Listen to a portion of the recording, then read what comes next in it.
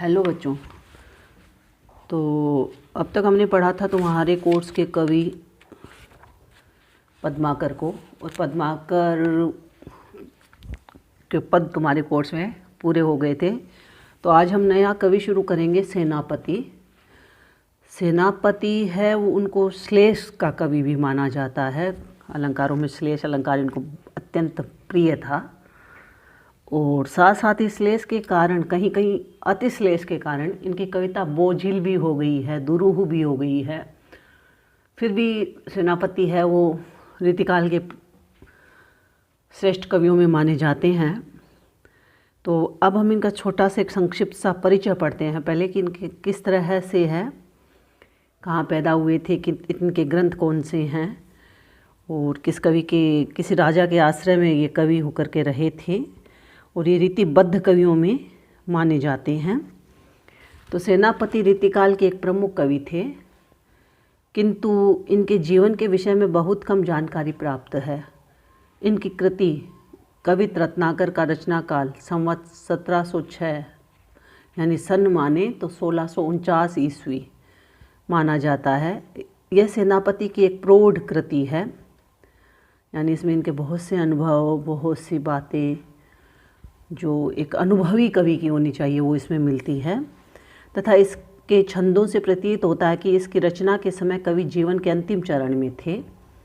यह अनुमान किया जा सकता है कि इस कृति की समाप्ति के समय इनकी उम्र 60-65 वर्ष थी। तो इनकी जन्म तिथि 1584 या 88 ईस्वी के आसपास मानी जा सकती है, अनुमान ही है ये। तथा इनकी मृत्यु भी 17वीं शताब्दी के अंतिम चरण में हुई होगी। कवित रत्नाकर की पहली तरंग के एक छंद से पता चलता है कि इनके पितामह का नाम परशुराम दीक्षित था। पितामह यानी दादा का नाम।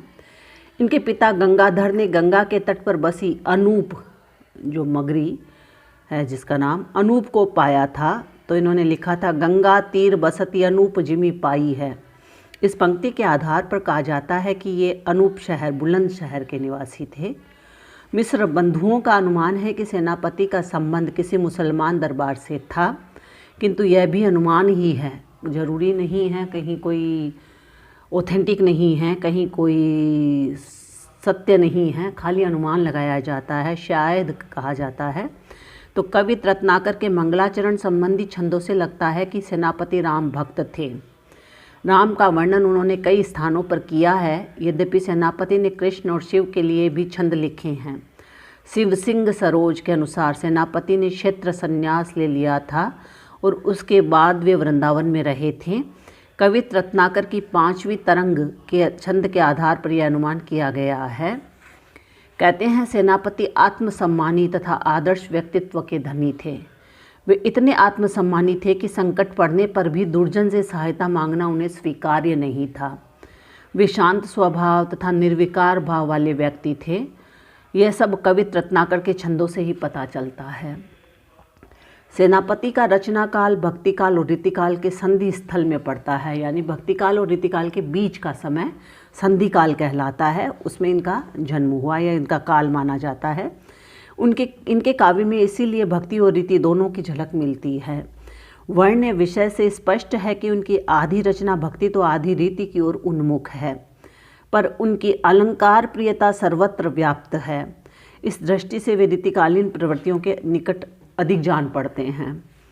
उनका कवित रत्नाकर ग्रंथ स्फुट छंदों का संग्रह है। यद्यपि चौथी तरंग में रामचरित का सविस्तार वर्णन उन्होंने किया है, जो हम अध्याय बोलते हैं यहाँ तरंग के रूप में है। उन्होंने राम के शौर्य तथा उनकी भक्तवत्सलता को ही अधिक रेखांकित किया है।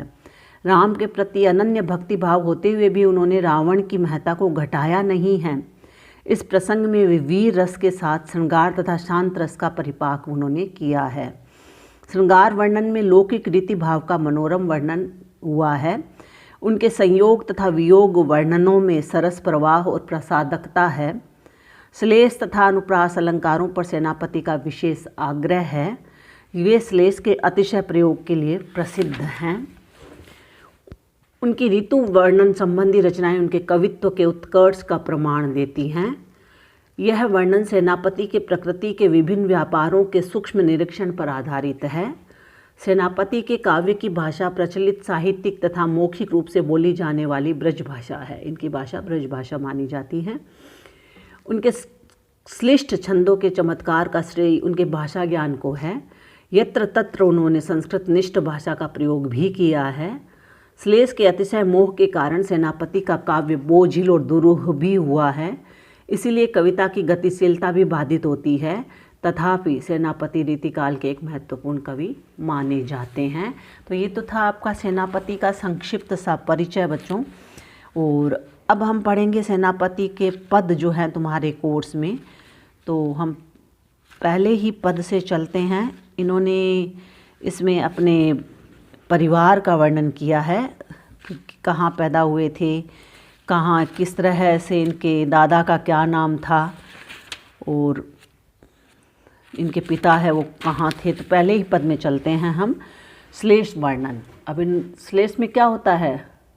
पानी गए न उबरे मोती मानस चून, उदाहरण से चलो तुम। तो एक ही शब्द की अलग अलग तरह से आवृत्ति होती है, अलग अलग तरह से अर्थ निकलते हैं अलग अलग, वहाँ श्लेष होता है। तो अब चलते हैं, पहले हम पद में चलेंगे।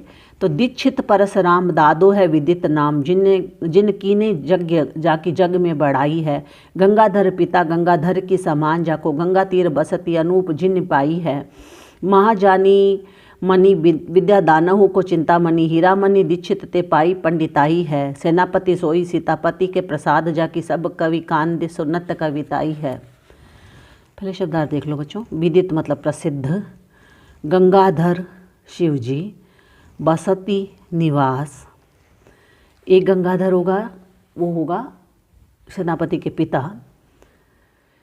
तो यहाँ हम वर्णन करते हैं। तो कवित रत्नाकर के श्लेष वर्णन कवितांश से ये लिया गया है और इसमें कवि ने अपना वंश परिचय दिया है। तो वो कहते हैं दीक्षित परशुराम, कवि सेनापति कहते हैं कि मेरे दादा परशुराम दीक्षित हैं। दादो है, दादो मतलब दादा है। विदित नाम, जिनका नाम काफ़ी प्रसिद्ध है या जो परशुराम दीक्षित नाम से काफ़ी प्रसिद्ध हैं। जिन कीजे यज्ञ, उन्होंने अनेक यज्ञ किए, जाकी जग में बढ़ाई है और संसार में उनकी काफ़ी प्रशंसा है। गंगाधर पिता, मेरे पिता का नाम गंगाधर है। गंगाधर की समान, जाको जिनको गंगा को धारण करने वाले शिवजी के समान गंगा के तट पर बसे अनूप शहर को अपना निवास स्थान बनाया है। यानी वो जो कौन से हैं? गंगाधर मेरे पिता का नाम है, जो गंगा को धारण करने वाले शिव के समान हैं। गंगा तीर बसती अनूप जिमी पाई है और गंगा के तट पर बसे अनूप शहर यानी बुलंद शहर को अपना निवास स्थान बनाया है। महाजानी मणि विद्या दानहु को चिंतामणि, महान ज्ञानियों में मणि के समान सुशोभित होने वाले और विद्या का दान में चिंतामणि रत्न के समान। हीरामणि दीक्षित ते पाई पंडिताई है, हीरामणि दीक्षित नामक गुरु से मैंने पंडिताई यानी विद्या प्राप्त की है। उन्होंने अपने गुरु का नाम बताया है कि मेरे गुरु कैसे हैं। महाजानी मणि, महान तो वो बुद्धिजीवियों में विदुषों में मणि के समान हैं। और विद्या दानहु को चिंतामणि, और विद्या दान करने में वो चिंतामणि के समान चमकने वाले हैं, यानी चिंतामणि के समान वो कह लीजिए प्रज्वलित है। हीरामणि दीक्षित ते पाई पंडिताई है, इस तरह के हीरामणि दीक्षित नामक गुरु से मैंने पंडिताई यानी विद्या प्राप्त की है। सेनापति सोई सीतापति के प्रसाद जाकी, मैं वही सेनापति हूँ जिसकी कविता को सारे कवि सीता के पति श्री राम की कृपा से सब कवि कान दे सुन्नत कविताई है। कृपा से कान देकर अर्थात बड़े ध्यान से मेरी कविता को सुनते हैं। तो अनुप्रास यमक उपमा एवं परिकर अलंकारों का प्रयोग हुआ है बच्चों। कवित छंद है ये और कवि सेनापति के वंश का इसमें परिचय हुआ है। अगला, मूढ़न को अगम सुगम एकता को जाकी तीक्षण अमल विधि बुद्धि है अथाह की। कोई है अभंग कोई पद है सभंग, सौदि देखे सब अंग समसुधा के प्रवाह की। ज्ञान के निधान छंद को सावधान जाकी, रसिक सुजान सब करत है गाह की। सेवक सियापति को सेनापति कवि सोई, जाकी द्वे अर्थ कविता निर्वाह की। तो यहाँ सेनापति कवि कहते हैं, पहले शब्दार्थ देख लो बच्चों। मूढ़न मतलब मूर्खों को, मूर्ख को। अगम, अगम में जिसके पार न जाया जा सके, पहुँचा न जा सके। अमल पवित्र, जिसमें कोई मेल ना हो, पवित्र। शोधि खोज करके या खोजना, सुधा अमृत, निधान भंडार। तो यहाँ पर उन्होंने कहा है मूढ़न्य को अगम सुगम एकता को। कवि सेनापति अपनी कविता रचना क्षमता का परिचय देते हुए कहते हैं कि मेरी कविता मूर्खों के लिए उनकी पहुँच के बाहर अर्थात अगम्य है। तेज शुद्ध व अथाह बुद्धि वालों के लिए वह सदैव सरल सिद्ध लगती है। जाकी तीक्ष्ण अमल विद्य बुद्धि है अथाह की, कोई है अभंग कोई पद है सभंग। और कोई इसमें कोई रचना अभंग यानी श्लेष युक्त है तो कोई सभंग यानी श्लेष मुक्त है, कोई श्लेष मुक्त है तो कोई श्लेष युक्त है।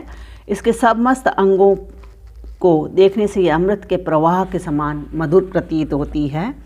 देखो सब अंग समसुधा के प्रवाह की, ज्ञान के निधान छंद कोश सावधान जाकी, रसिक सुजान सब करत है गाह की। ज्ञान के भंडार तथा छंद शास्त्र और कोश ग्रंथों का ज्ञान रखने वाले तथा चतुर रसिकों के लिए बड़ी प्रिय है। सेवक सियापति को, सेनापति कवि कहते हैं कि मैं राम का भक्त हूँ। सेनापति कवि सोई और मेरे काव्य में अधिकांशतः जाकी द्वे अर्थ कविता निर्वाह की, मेरे काव्य में अधिकांशतः प्रत्येक पद में 2 अर्थों का निर्वाह किया गया है। तो यहाँ पर है उन्होंने अनुप्रास यमक उपमा अलंकार का प्रयोग हुआ है बच्चों, कवित्त छंद है। आगे हम कल करेंगे आगे के पद। धन्यवाद।